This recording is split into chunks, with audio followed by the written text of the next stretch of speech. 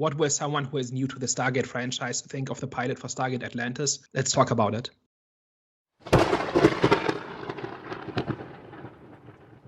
Hello, everyone. Welcome back. We are back, the Eye of the Storm podcast. Daniel, please plug in our newcomers. So this is Have You Seen, in which we talk about a movie or show that some of us know well and others have just seen for the first time. In recent weeks, we saw the Stargate movie from 1994, the Stargate SG-1 pilot from 1997, and today we're talking about the pilot for Stargate Atlantis, the second Stargate spinoff from 2004. So Stargate is one of my all-time favorite franchises, but the two of you have just seen the Stargate movie and the pilot for SG-1, right? So having seen just the pilot for Stargate Atlantis, what was your takeaway? I was concerned at the start, mainly because of the humor that they were trying to put into it wasn't landing for me initially. So I was initially kind of standoffish from the pilot when getting into it, but as everything was kind of unfolding, I could see the huge appeal of this, especially for anyone that's watched everything that's come previously. It felt like this was taking the show into a complete new direction. So you had some familiar faces in there, like your Jack O'Neills and your Daniels, but this show was very much pushing it into this is what felt like a new mythology in terms of discovering the lost city of Atlantis, introducing to you sort of like some new protagonists, some new heroes that you'd be following along in this journey, which was interesting to see. And it started to open up loads of like interesting things in terms of the whole trade between different worlds or different planets or worlds that have access to the Stargate. And it introduced as well a new and very interesting threat as well in this, because at first, when they first went to the first planet, when they kind of went to Atlantis, and then the military crew went on an expedition to go and try and find the supplies or whatever, I was a little bit concerned that, okay, we're seeing human like people again. It's kind of like what I've seen in terms of the original show and the SG-1 pilot. But I know you did say to me that it does get wacky and it does get weird, and I was waiting for that. So then when the Wraiths turned up, I was like, okay, cool. Like, I'm interested. I'm invested in this. Like, the whole hallucinations of, you can't trust what you're seeing on the ground, the whole spaceships, the way that they looked, the way that they kind of interact and stuff like that. Like, all of that was very much, okay, we're getting really weird and fantastical with this. And I was like, yeah, actually, really enjoyed it. Like, really, really enjoyed it by the end of the episode. Crazy enough, I think what I'm about to say is kind of similar to what Hervé was going to say. It was as soon as when the Wraiths were introduced, that's when I was hooked. The issue that I have with this, right?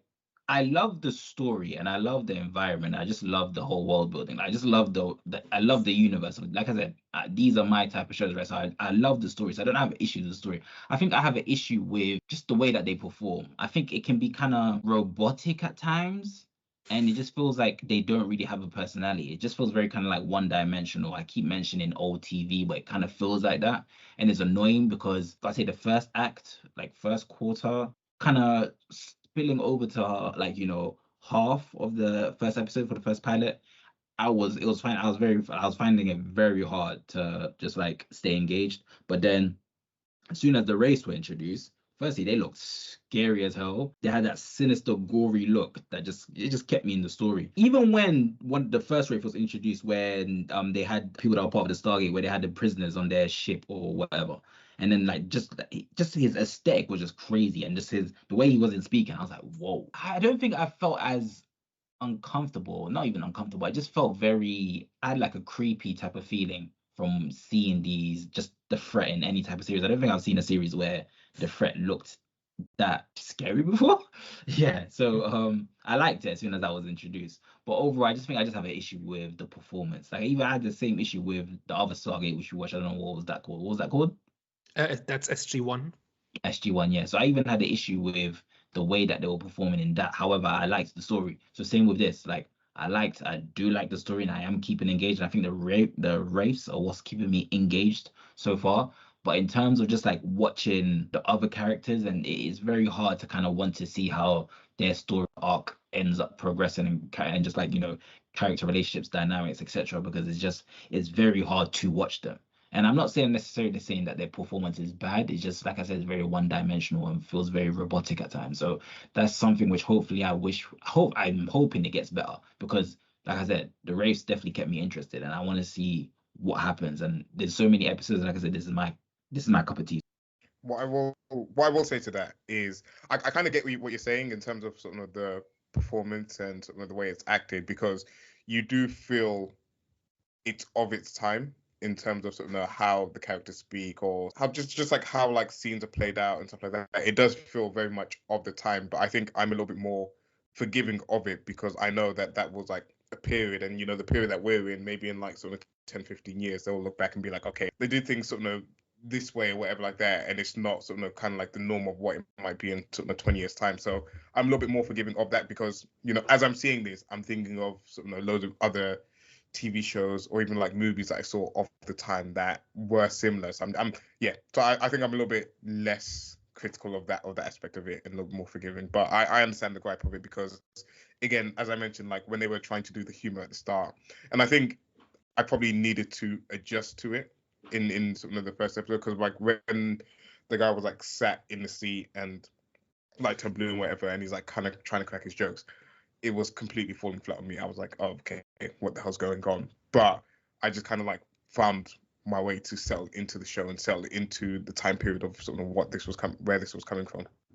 Before we launch into some of the other questions I have about this, what did you think about, you liked O'Neill in SG-1 and in the movie, right? That was your favorite character, right? Yeah. And now we see O'Neill like 8 years later. He's a general. He's at the end of his career, more or less. I think the actor leaves the show, I think, a season later, and essentially retires from being the lead, and kind of he shows up in a few episodes. But what did you think of O'Neill 10 years later? It's essentially sort of what you expected, someone that's been a little bit more seasoned in this, has more experience in what's going on, and is essentially there just to assist and like guide and pretty much pass the baton on to sort of the new generation, the new set of actors. So I know you said that he isn't one of the main characters in the next season. I actually didn't even expect him to make that many appearances in this season. Just the way it was kind of like left off, it was more so this new crew's gone through this portal. He's kind of stayed behind, sent them on a little champagne bottle to kind of like help them sort of ease in, a little celebratory type of drink or whatever. So yeah, I was kind of like, I don't know, kind of happy to see sort of that he's been through it and he's like experienced it and he's lived through it and whatever like that, and he's just like happy to now take the back seat. It was just like, yeah, it was cool. Yeah. It was like the right place for him to be. I would expect him to be in this position when you're kind of like launching a whole new kind of like, not even like season, but a whole new like spin-off show that's sort of pushing the mythology forward. Yeah, O'Neill at this point is essentially, he's always been the anti-authority figure, right? Who basically gets away with everything because of how good he is at his job. He's basically unfireable. And so he is a lot more insubordinate and a lot more independent than someone of his rank should be. And then after a couple of seasons, he becomes a general, and he's now the person he despises, right? He's the paper pusher. He's the man, essentially, right? Yeah. And that was always really interesting to me about the last days of O'Neill, like in the later seasons, what O'Neill had turned into. And here we have the scene with Shepard and O'Neill in the helicopter, where the lead of the old show and the lead of the new show have a moment together, right? And O'Neill just says, "I'm going to be brief." And Shepard says, "That show was brief." And that's the interaction. That scene always makes me smile when I see it, because it's just O'Neill gets to do whatever he wants, and this is what he chooses to do. One of the things I wanted to ask is, I set this up, like this whole Stargate project, as a little bit of an experiment, right? Because you guys have seen the movie, you've seen the pilot of the first show, now you're jumping 7 years forward to the pilot of the next show, right? And I think watching the pilot again, I think it's very clear that they are trying very hard to catch people up and to give people an on-ramp for what's going on, right? So in the beginning, we get this extended sequence where there's this base in Antarctica and there's alien technology there, and they're studying it, and they're talking about looking for Atlantis and all of that. How did that come across to somebody who skipped the 7 seasons of TV in the middle, in terms of exposition, in terms of concepts, in terms of background? Were you lost? How quickly did you catch up? How quickly did the show get you on board? Difficult to say, because I went into this expecting there to be some type of time jump. It wasn't like I just discovered this and hadn't really known about Stargate before. So in my mind, going into it, I was looking out for the signs of, okay, how advanced have the humans become? How well versed are they with the Stargates now?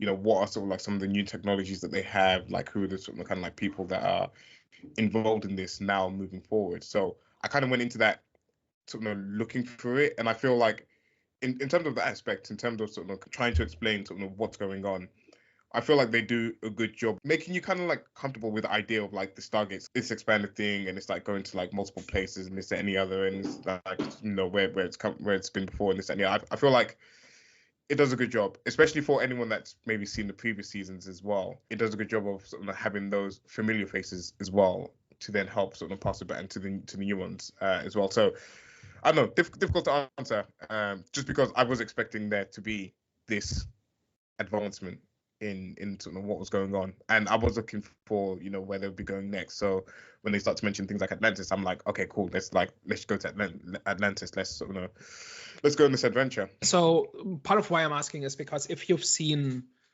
all of SG-1, like this is essentially the payoff to about 2 seasons of build-up.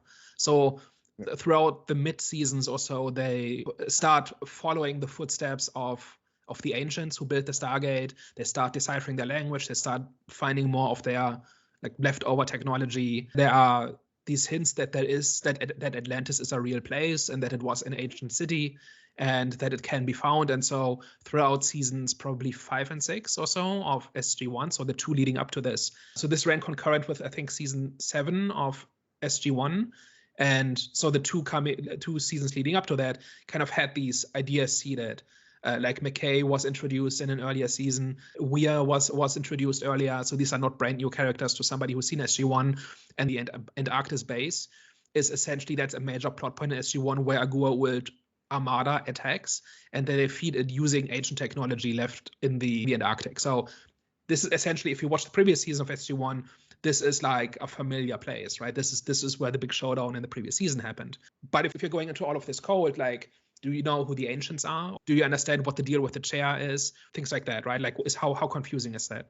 Okay, on that aspect, I was a little bit confused, like especially when they kept mentioning some of the ancients and looking for the ancients, and some of the ancients possibly could have been here and whatever. And even the chair, I feel like I was like comfortable enough to just kind of go with it when he was on the chair, and then like that beam kind of started going everywhere. I didn't really know what it was, and I didn't really know why it was kind of special for, is it Shepard, the military guy, the second guy that sits on it. I didn't understand why it was like special that he sat on it. I think they were explaining. I actually think I missed that line before when they were like explaining how maybe it was like very rare or something like that. I don't know if that's what they're saying. They do explain everything, but they do it very quickly and all at once, right? So essentially, the ancients are a different species that just happens to look exactly like us. They populated the galaxy before we existed, and they built the Stargates before we existed. And then they essentially essentially achieved enlightenment and turned into energy beings, and basically left all their toys lying around.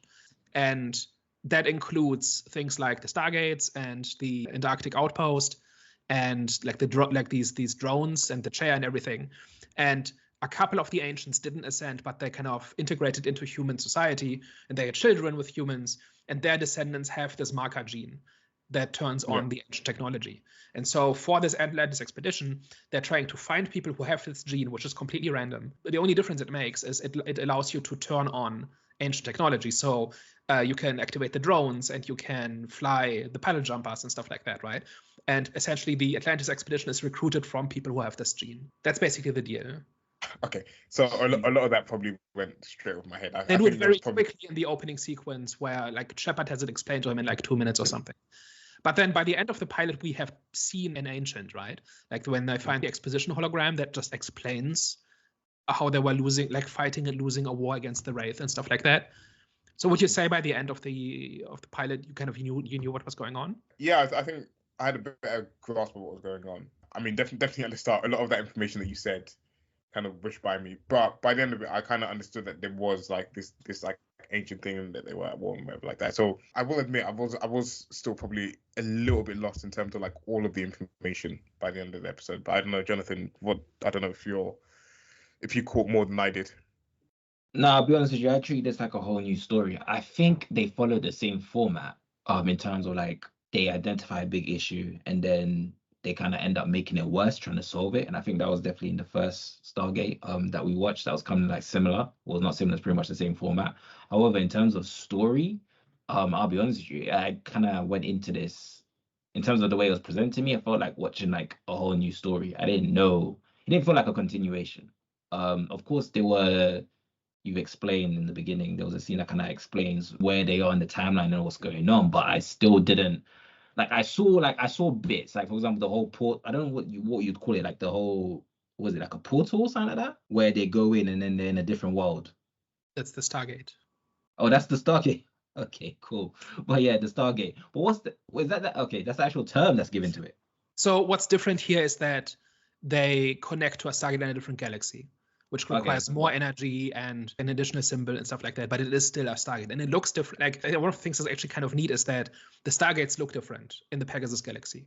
Right? They're still clearly Stargates, but they are not. They don't look as ancient. Like they don't look as old. They are more digital, if that makes sense, right? Like, but it's still recognizably the same design. It's just a different network of Stargates that was built in a different galaxy, and they just connect to it by finding out how to do it.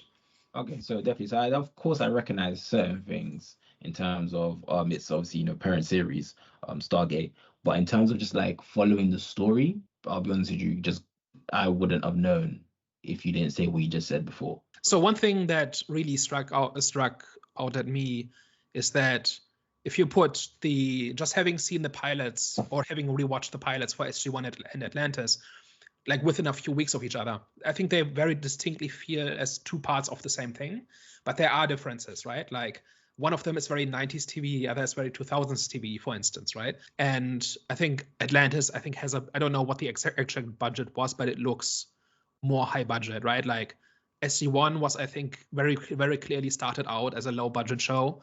And you could see that in the sets and the costumes and everything. And here everything is a little bit bigger, right? And it's not just because 10 years have passed, but also because this is like a franchise in its stride, kind of trying something new, right? Do you mean it's an aesthetic look, or do you mean like overall? Like production values, budget, scale, everything. Okay. I think if you put them next to each other, like SG-1 looks a lot cheaper compared. And it's not just because it was 7 years before that. But then also story-wise, like SG-1 started out as just modern people with rifles going to another planet. And here we have this international expedition with equipment, and everything is more sci-fi. They have uniforms now, right? Not just like regular army fatigues, but like actual, like dedicated uniforms. One thing I also noticed was just how normalized it's. Well, actually, I don't know whether I was like looking at the scene wrong, but when the scientist woman was doing the was she broadcasting to TV or was she broadcasting to one specific person? I couldn't quite. When Weir sends a message. Is that the woman's name? So Dr. Weir is the leader of the expedition. Yeah, so when she's sending a message and it's kind of like looks like it's being played on the TV and she's like sort of talking about like this Antarctica sort of like whatever and the Stargate, is she broadcasting that to everyone? No, that's a personal message to her partner. Okay. So the idea is essentially, I don't recall. It's been a long time since I watched one of the later seasons of SG-1, but essentially one of the things is that her partner does not have the security clearance, and so she cannot tell him what she's been doing. Like, and this happens a lot with characters who think their family members, their children or their partners or whoever are off in Afghanistan or something, but actually they are in Atlantis or on some alien world, right? But they just can't tell anybody. And what's happening here is that she goes on a potentially a one-way mission, right? Because much like in the movie, there's no telling whether or not, when or if they can come back, right? This time they know a lot more about the gate, but they don't know if they will meet the energy requirements to dial home, right? So at least for a while, they will be stuck in Atlantis, right? And so she's essentially telling him why she will be gone for maybe forever, or at least for an extended period of time. But that is just a video message to be shown to this one guy. I think I got confused because there was also the montage of like, I think other people like leaving home to join the thing. So I think that confused me a little bit. So about this whole thing of, like, I think you said it looks more sophisticated, right? It looks more developed. Right, where in SG-1, early SG-1, it was very improvised, and here, like, they've been doing this for a while, right? I think for sure it came across believable in terms of especially like how like characters were reacting to everything. Everyone like seemed like so comfortable into what they were doing. I mean, one of the character interactions that I actually enjoyed, which kind of showed the experience as well, was between Weir and Shepard in terms of the mission to go and rescue the hostages, and she's like, we don't know the threat, we don't know like what the possibilities are, we don't know what they're capable of. You could be attracting them back to us, and he's very much single-minded. I'm guessing he's not like as experienced as she is with with this, and he's like, we don't leave a man behind. We have to do this and whatever.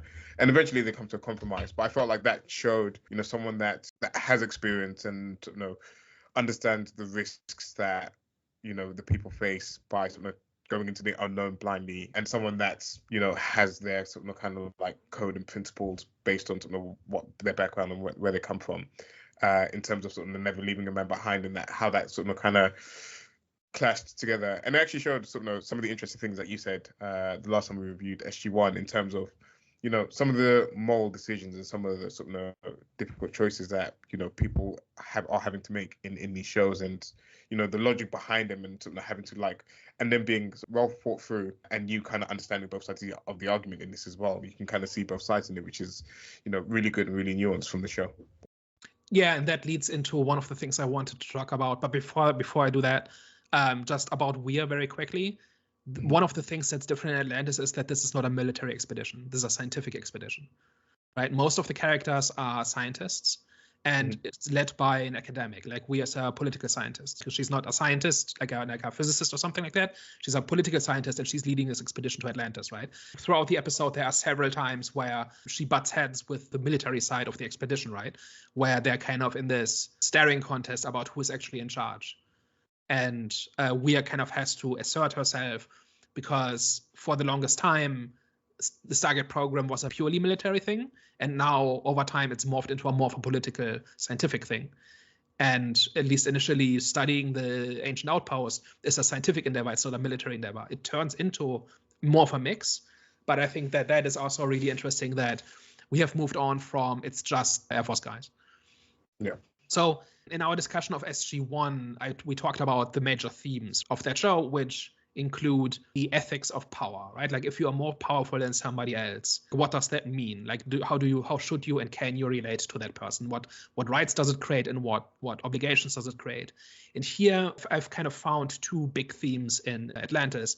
The first one is that this whole power dynamic is turned on its head, because now both Earth initially, but also all of humanity is at the bottom of the power scale, right?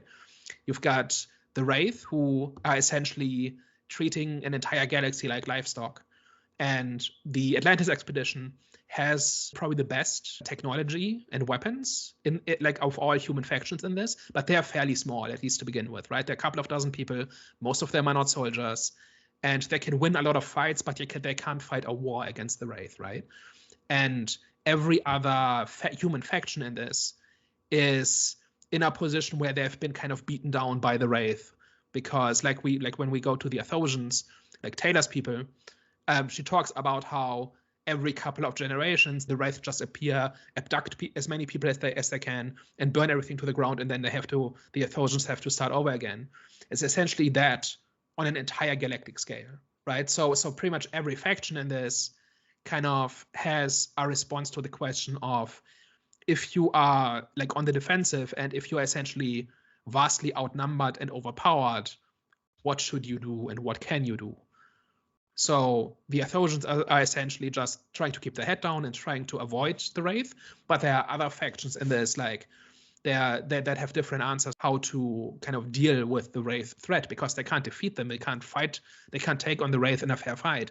So they need to have different strategies for how to survive against them. So there's one that's kind of built in underground civilization, where above ground you've got a couple of farms, but below ground are these bunkers where you have an industrial civilization, and they've basically made it to the invention of the nuclear bomb, and they want to nuke some Wraith ships in order to kind of tell the Wraith to back off. And kind of the Atlantis expedition kind of stumbles into that, and kind of has to deal with the Genii, which is this culture. They're about at a 1930s, 1940s tech level, and they've done so by being extremely ruthless. Like, they essentially sacrifice a small number of their people every generation to kind of keep the appearance up. But underground is the actual civilization that has avoided the punishment of the Wraith for long enough that they've been able to build nukes. And let's just say they don't play nice, right? Like, they've learned the hard way that any kind of weakness is a death sentence in this world, right? And then like there's one that develops a vaccine that poisons their blood against the Wraith, but it kills half their people. So half their people will die and the other half will be inedible to Wraith. And then Atlantis kind of has to figure out, okay, how do we deal with this? Do we stop this? But can we actually offer something better than that? But it's cruel and it's like a billion people will die or millions will die. But do we actually have a better solution? Because we can't protect these people. We can't protect everybody. Right? And it goes on like this, right? So one of the things that's really interesting about is that a lot of the time, like human factions will fight each other or will develop these really extreme measures as a survival strategy against the Wraith, because none of them can actually fight the Wraith in a fair fight. I think that's one of the good things about having that type of storyline when you're saving a lost civilization is that, okay, now it's like, when you take on refugees, right? That's great and all, but then obviously with it will come problems, like even within within your own people, or do you know what I'm saying? So it's like them saving the lost civilizations, and I was wondering, okay, now what's gonna actually happen now? Is it a thing where is that gonna create more problems, or what are those problems? But at the same time, I was like, okay, but I'm sure they are going to obviously help in obviously the war against the race if there is going to be a war. So I was just wondering, like, just the possible scenarios and the storylines that could pretty much end up happening. So yeah, I think and that is definitely something that happens in the show, which is that Atlantis can help, but they can't help everybody. Right? And they don't have like these infinite resources that Earth has to kind of just do the right thing always. There are situations and episodes where they say, look, we just cannot take in like an entire world of refugees, or we can't supply an entire world. Like we can help a person, we can help a few dozen people, a few hundred people even. We can maybe share technology or something, but ultimately sometimes we have to watch horrible things happen because we're just a couple dozen people. Is that due to stupid decision making? And the reason why I asked that is because there's some decisions that were made in this series where I was like, why would you do that? Like it felt very, it didn't feel smart. So it's a thing where it's like they're in a general situation, which like they're in a general an ethical moral dilemma that was triggered or started by something which they had no control over, or was it a thing where they put themselves in that situation because of the stupid decision that they made? So that kind of leads me into the second theme, but broadly it is because people are doing desperate things to survive against the Wraith, and often they don't have the luxury of doing the perfect thing, so they just have to do something that's good enough, like poisoning half your population so that the other half can live. Like that's a real solution to a real problem, and nobody's being stupid here. And if you say, okay, this is just too cruel, too evil, but you can't protect 100% of the population from the next Wraith attack, right? So what exactly is better than that, right? So I think the dilemmas in this show are really well constructed for the most part, where you see why people are doing this. Like they're not just stupid, they're not just evil. They came up with this as a response to this existential threat. And there still are, like there are definitely people who make mistakes, right? But broadly, these dilemmas are really well motivated. And Atlantis usually knows what the right thing to do is, but they don't have the scale to help everybody all the time, right? And that also has nothing to do with being stupid. That has more to do with we simply don't have the resources to do everything. You kind of brought up the second big theme of the show, which is unintended consequences. So first of all, the ancients have, like a lot of episodes of Atlantis deal with ancient technology left lying around. And it's just been dormant, or it's been doing its thing for thousands of years. And anybody who could possibly understand what's going on with it and how it works is gone. So there's an episode in which there's a village or like a planet that has like a couple of small villages in it, and everybody has to kill themselves when they turn 30 or something like that. And so they get 30 years of a good life, but then they have to kill themselves. And it turns out that there's an ancient shield generator that prevents the Wraith from attacking, but it can only protect a small region. So if the population grows too much, then eventually the people outside of that bubble will not be protected. But the people there don't understand this. They just know we have this tradition of our life ends at 30. Another aspect of that theme is every time Atlantis tries to make things better, they make things worse. So for instance, they try to cure Wraith. So it turns out that the Wraith are kind of this parasite that kind of between an alien and a human, and they can take out the Wraith part and only leave a human behind. But that basically creates this kind of hybrid person who's rejected by both sides and now turns into this borderline terrorist kind of, because he just wants revenge on everybody, but it's kind of rejected by both sides really by being too Wraith for the humans and too human for the Wraiths, for instance. Does he look human? He's kind of in between. Okay. Right, but basically Atlantis tries to help and they try to treat Wraith and to turn them into humans, right? But that kind of backfires and it then has consequences where that causes problems in the future, right? Or another one is where they find like these robots that the really skipping things here, but they're like these robots that the ancients built to fight the Wraith, and like Atlantis essentially tries to.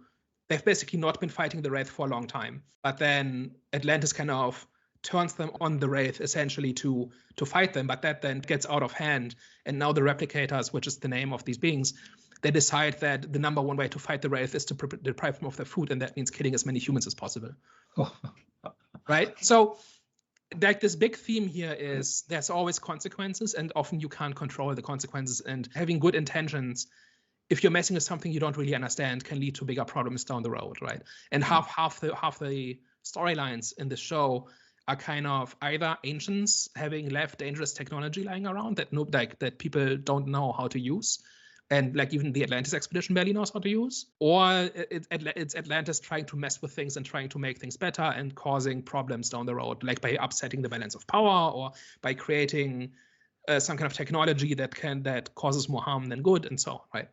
So you've got this pairing of two themes. Number one is you've got this theme of insurgency, right, where humans are kind of trying to fight somebody who is vastly more powerful than them.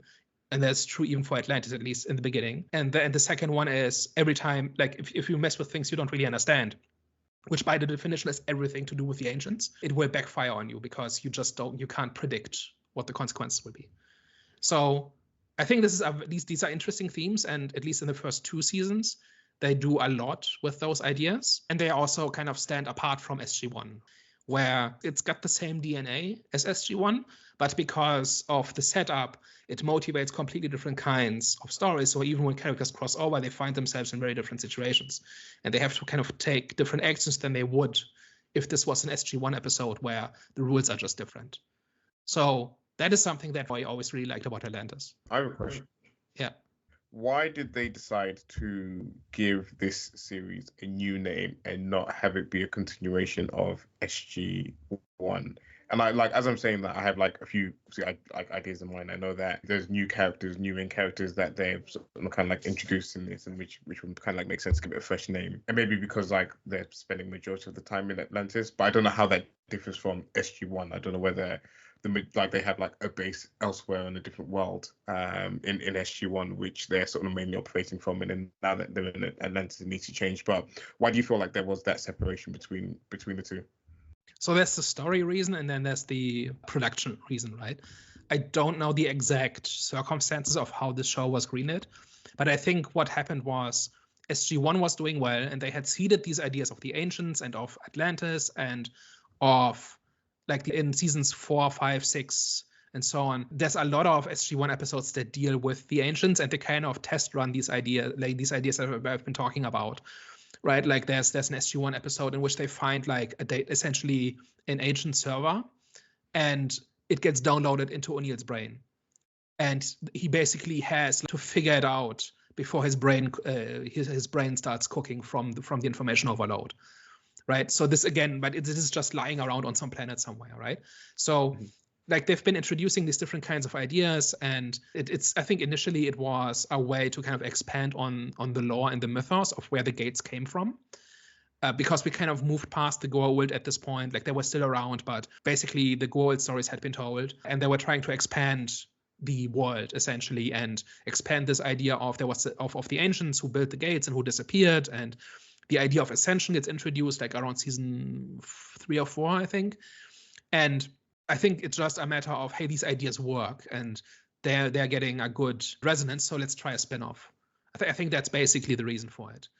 And then from a story standpoint, I think it is that by making them like an expedition in a different galaxy, you're essentially taking the same kinds of characters, but you're taking away all of their backup, right? All of their resources, all of their connections. Like the SG-1 team can always go back through the gate and can retreat back to Earth to safety and stuff like that. And what if you can't? Like what if you are stranded in this strange galaxy that you don't really understand? And it just enables completely different kinds of stories. You have like SG teams trying to barter for food in the early episodes, right? Like they go to different planets and they try to trade with people because they can't grow their food until the end of the first season.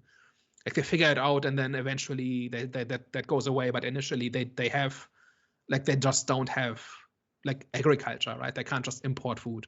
And they changed that in the later episodes, like Earth spaceships find a way to visit Atlantis on a regular basis. And they build this bridge where they kind of line up like 30 Stargates at the maximum possible distance between the two galaxies. And then they kind of jump between them. And in half an hour, you can make it from one galaxy to the other. And there are whole plot points about building it and maintaining it, and gets threatened when the Wraith attack and stuff like that. But they kind of would take away that expedition angle fairly early on in the show, like maybe second season or so. But I think initially it enables completely different kinds of stories than you could ever tell with SG-1. Quick question. So I'll be honest with you, I'm kind of lost with what the main goal originally was. So in the first, so SG-1 is the same. So is the same goal in SG-1 the same as SG-2?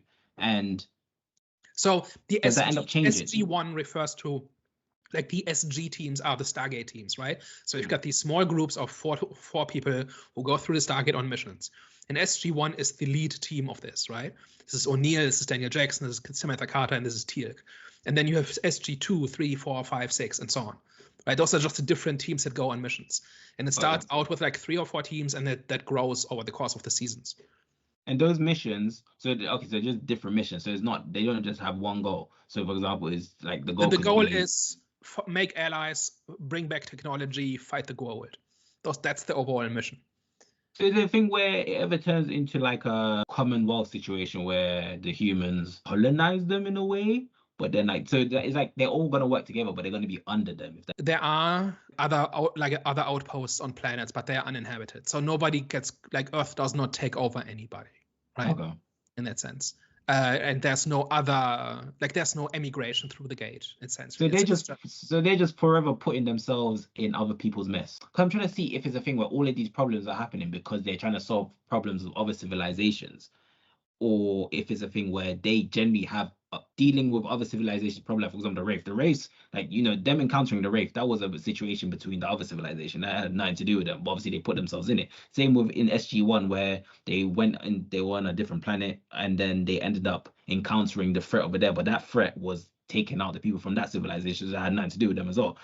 Me, as watching, as someone that's never seen this before, it's like, okay, so it seems like you lot are just kind of like putting yourselves in situations where these threats wouldn't have come to you if you didn't put yourself in that situation. Do you get what I'm saying? So that's what I'm trying to figure out, if it's a thing where, so without all of this, like without finding these new people, did they have their own problems, if that makes sense? Was there like a threat that they had to encounter? You said, was it the goal? So the overall threats are the Goa'uld in SG-1 and the Wraith in Atlantis, right? And the Wraith came when they encountered, though. That's when they. So in SG-1, the Goa'uld were always a problem, and part of the rationale for going on missions through the gate is that if the Goa'uld figure out that there's, at the time, like 5 billion people on a planet that are like ready to being conquered and enslaved, they will come here with, like, if we turn off the gate, they have ships, and if they arrive before we are ready, they will conquer us. And so we have to prepare for that, and we have to fight against that. And that includes going out into the galaxy and making allies and stuff like that, okay. Right? Atlantis is a little bit different because they wake up the Wraith at the end of the pilot, right? Completely unintentional. So the Wraith are already the enemy of everybody, right? Because they treat everybody as food. And one of the things that kind of happens throughout the series is that the Wraith find out that there's an entire planet of people who have never been culled before. Right, so they want to go to Earth, they want to find out Earth's location, and they want to find the means to go to Earth, and they have to be stopped at every cost, because much like the Goa'uld, if they invade Earth, at minimum millions will die, right? And if they win, then everybody becomes food, right? So in that sense, the Wraith are everybody's natural enemy, right? But what actually happens is that the Pegasus galaxy has actually been farmed so extensively by the Wraith that human population levels are so low that they cannot sustain the Wraith population, and so the vast majority of them are in hibernation. And the Wraith we see in the pilot are just the caretakers, right? Remember this showdown on the Wraith ship where the Wraith leader dies, and she says, I'm just the caretaker and the others will wake up when I die automatically, right? And then the status quo of season 1 of Atlantis is essentially that there are 100 times as many Wraith as before and they're all hungry. And that essentially upsets the status quo of the galaxy. And that, in a sense, is Atlantis' fault, right? Because they inadvertently woke up the Wraith. And because it's their fault, they have an obligation to fix it. And so they have to find the weapons and technology and knowledge and allies needed to actually do that, because the Pegasus galaxy is too far away that they can just send all their warships and just fight the Wraith, right? They kind of do that in the later seasons when that becomes easier. But initially, it's about, we're back to, it's a vast galaxy that we don't understand, and we have to go out to see what's out there so that we can find the means with which we can defend ourselves. And in the case of Atlantis, fix our mistake because we endangered an entire galaxy worth of people because we tried to do the right thing and it backfired on us. That's interesting. I like the whole kind of like finding allies to fight that one enemy, and then obviously while you're doing that has the knock-on effect where it's like, okay, now you're gonna have to deal with their issues before they can actually be your ally. So that is pretty neat. Yeah, a lot of plots come down to they go to a planet and they find a situation and then they fix it, right? Like there's an episode in which the people who have the ancient gene have formed a feudal dynasty, essentially living like kings. And the social contract is everybody who has the ancient gene lives in the palace, and everybody else works the fields for them. And when the Wraith show up, the king essentially sits down in the chair and fires a drone at the Wraith, and then the Wraith go away again. And so this idea of the ancient gene has naturally led to a kind of feudalism where, like, the combination of it being hereditary and of the only way in which this society can defend itself against the Wraith is through somebody who is part of this ruling dynasty, right? And so SG-1 essentially walks into it and says, look, we understand how this works. We can test for the ancient gene. This is not like a God-given right or something like that. We can explain to you how this works and we can teach you how to defend yourselves. You don't have to be peasants in a feudal society. And so they do stick their hands into other people's business, but it's often with the intention of trying to help, and sometimes trying to help backfires. Them trying to help, I'm guessing that wasn't the original command that they got. So it seems like, because with me, right, when it comes to that's because they're the heroes of the story. They're trying to do the right thing.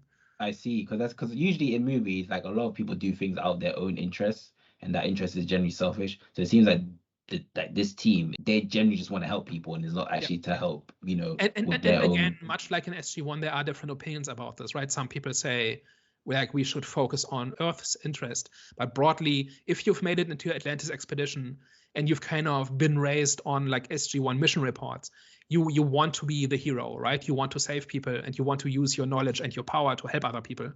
And then if you walk into like this feudal situation and you understand it because you have like 21st century scientific knowledge that can help explain why this is happening and how it could be different, right? This could be a free society if they only knew how the ancient gene works. And it's this idea of not making a choice is still a choice, right? Because if they just walk away and say it's not our problem and we'll just leave these people to figure it out for themselves, you've kind of condemned them to continue in the status quo, right? So it is, but at the same time, you cannot solve everybody's problem all the time, and doing so involves picking winners, right? So there is a little bit of a dilemma here, and this gets addressed in the show, like in the various episodes, where sometimes it's not so clear, like what the right thing to do is, other than we know this is wrong, but we may disagree about what better constitutes. But is that attitude changed quickly, or is it something which someone, for example, has throughout like the series? When I'm talking about the attitude in terms of like, oh no, let's not help them, we need to concentrate on what we got going on. That's usually presented as the failure state. So there's an episode that I watched just a couple of days ago, which is kind of an alternate timeline where things go really bad, and Earth makes the decision that their only interest in Pegasus, the only thing they can afford to do in Pegasus, is to defend their outpost in Atlantis, and everything else is somebody else's problem. And so the people who want to help are essentially silenced or kicked out. And now it's just a purely military operation, and we only care about our interest, and we don't care about helping anybody else. And when that happens in Stargate in general, this is when things have gone bad, and the heroes have to fix it. Like the good thing in these shows is always we use our power and knowledge to help other people. And sometimes that means acting against the people who are exploiting other people based on what we know is like alien technology or something like that. Okay. I wonder what the internal conflict is going to be like, especially with the main characters, because it feels like especially what's his name, the main soldier. I forgot his name, but Shepard. yeah, it seems like with him, Yeah. he kind of seems like a borderline. I said borderline Jesus in terms of his like morals, and it's like, okay, I wonder what his like. When is there going to be a time where he's actually challenged, where he makes, not the wrong decision, but the unethical, unmoral decision. If that makes sense. Yeah. So he does have a lot of these decisions to make because he's usually the senior officer, and there are just like the structure of these stories is that they do the right thing in the end, right? But there are episodes where like it's not clear what the ideal situation is, right? So Shepard is not really the most interesting character in this. He's kind of like generic protagonist guy a little bit. He gets a little bit of characterization over the course of the show, but I think McKay is much more interesting because he's the scientist, right, who is always the smartest person in the room and therefore is really impatient with everybody and has no shortage of character flaws. But I'll be honest with you, his character kind of annoyed me, Yeah, he just got annoyed. Yeah, he just got annoyed. Like it just seemed like one of those African. I had like an African driving instructor. He seemed like him. Like every single time you ask a question, you'll just get annoyed. It's like, damn, like you can't even ask this guy a question. Is that a thing? Yeah, well, with the instructors, the African guys, they're the ones they just had a short fuse, and I was like, flipping out. Yeah, and the thing with McKay is that he's basically like Samantha Carter, but what if Samantha Carter was not a saint? It's like Samantha Carter is always the smartest person in the room, but she's compassionate and kind and wants to help everybody. And McKay is just the smartest person in the room. Like that's the difference. And actually, he shows like he is initially introduced as kind of an annoying, like he's this guy who kind of half idolizes Carter and half has a crush on her and thinks he's the only one who is smart enough to win her affections, and it never works. Even over the course of like 2 seasons of SG-1 and 5 seasons of Atlantis, and she becomes his boss in the 4th season, which gets awkward quite quickly, where she becomes the leader of the SG-1 expedition. But it's essentially, what if the super scientist was not like a wonderful person, and what if he knew he wasn't a wonderful person and was trying to be better, but doesn't have the patience to do it, right? So McKay gets some of the best episodes in the show. Like there's one where he gets infected by an ancient nanovirus, and he has to ascend within a week or it will kill him. And so he, like the impatient, arrogant jerk scientist has to become a Buddhist in a week, otherwise he will die.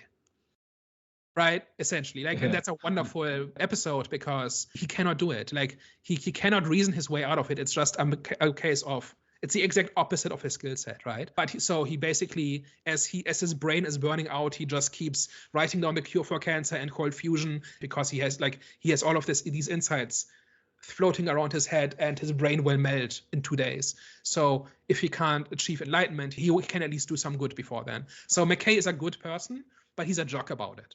And that's wonderful to watch. And as time goes on, he only gets more interesting. But characters like Shepard, not so much. He's the cocky military guy, right? And this show, like, he doesn't appear in the pilot, but this has a baby Jason Momoa in it, probably one of his first roles, and he's just the big warrior guy who just is just a jerk all around, and he never gets sympathetic. So there's some great characters in this, and some characters that never really live up to the SG-1 example. So we're running a little bit out of time, but I think I've painted a picture. Any other comments or questions about Stargate Atlantis? Nah, I think I like at the end of it, I was 50-50, but more so towards wanting to carry on. Because like I said, and that's the main attraction was from the Wraith, and it was from, like, for example, like the character, like I forgot his name, but the doctor, the one that's, short fuse guy.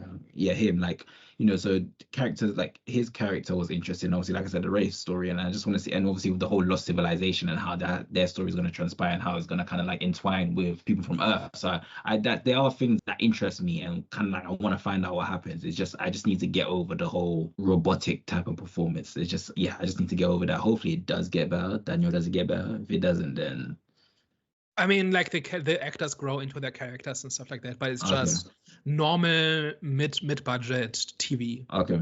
Right? Like that's pretty much how every, like 90% of TV shows were like in that era. It's like I don't actually have an issue with that. It's just I don't know, because for example, like the Sarah Connor, was it Sarah Connor Chronicles that we watched? Yeah, the one that we watched. That kind of felt similar to that, but it for some reason I was engaged in that one. You know what I'm saying? Like I could watch that one, but this one I just felt was a bit like, 'cause I think there was different personalities in this one, whereas this one they kind of do not everything's the same, but it does kind of feel like they all have the kind of like same style, same like just same you could say format in terms of the way that they present themselves and convey it, like so just the way that they perform. So I don't know, but yeah, I'm more so.